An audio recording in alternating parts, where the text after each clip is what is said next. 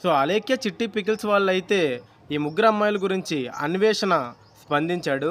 So, వాళ్ళు తప్పు చేశారు కాబట్టి ఆ తప్పును ఒప్పుకున్నారు. దాంతో పాటు సారీ కూడా చెప్పారు. ఇంక ఈ టాపిక్‌ని ఎక్కడితో వదిలేసి ఇంకా చాలా సమస్యలున్నాయి దేశంలో. వాటిల గురించి ఆలోచించండి.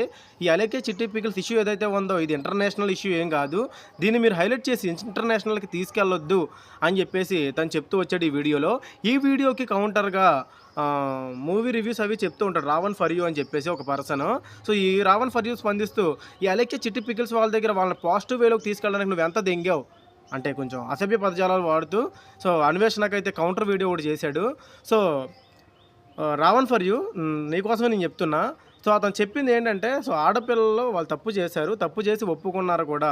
సో, ఒప్పుకున్నప్పుడు ఇంక ఈ టాపిక్‌ని ఇక్కడితో ఆపేసి వేరే టాపిక్స్ గురించి ఎళ్ళండి. ఇంకా సోషల్ మీడియా ఓపెన్ చేస్తే మెయిన్ ఇంకా ఇంపార్టెంట్ విషయాలు జాబ్ అప్డేట్స్ అవ్వచ్చు, గవర్నమెంట్ ఇష్యూస్ అవ్వచ్చు, ల్యాండ్ ఇష్యూస్ అవ్వచ్చు, ఇంకా ఫర్దర్ ఇష్యూస్ అన్నీ కూడా పక్కన పెట్టి దీని మీద ఎక్కువ కాన్సంట్రేట్ అవ్వడం వల్ల ఇది మైనస్ అవుతుంది. సో, అందు గురించి వేరే ప్రాబ్లమ్స్‌ని ఆటిల గురించి డిస్కషన్ చేయండి. ఇది ఇక్కడితో ఆపేయండి అని చెప్పి తను పాజిటివ్ వేలో పెట్టాడు. మరి నువ్వెందుకు ఇలా ఓవర్ రియాక్ట్ అవుతున్నావు అన్నది సో, అది నీ విజ్ఞతగా వదిలేస్తున్నా. ఇంకొకటి అన్వేష్ బూతులు తిడుతున్నాడు. ఆళ్ళు తిట్టడం కరెక్ట్ కాదని చెప్పి వీడియో నువ్వే చేసావు. మరి ఈరోజు అన్వేషణ వీడియోలో బూతులు తిడుతూ నువ్వు చేస్తున్నావు. సో, తప్పు వాళ్ళు చేస్తేనేమో తప్పు, నువ్వు చేస్తేనేమో నీతి అది అవ్వదు. సో, ఎవరు మాట్లాడినా సరే బ్యాడ్ వర్డ్సే అవుతాయి. సో, దాని గురించి ఏంటి అంటే నువ్వు కూడా మారుతావు అని చెప్పి నేను కోరుకుంటున్నా. 'రావణ్ ఫర్ యూ' చేసిన ఈ కామెంట్స్ మీద మీ ఉద్దేశం ఏంటో కామెంట్ చేయండి.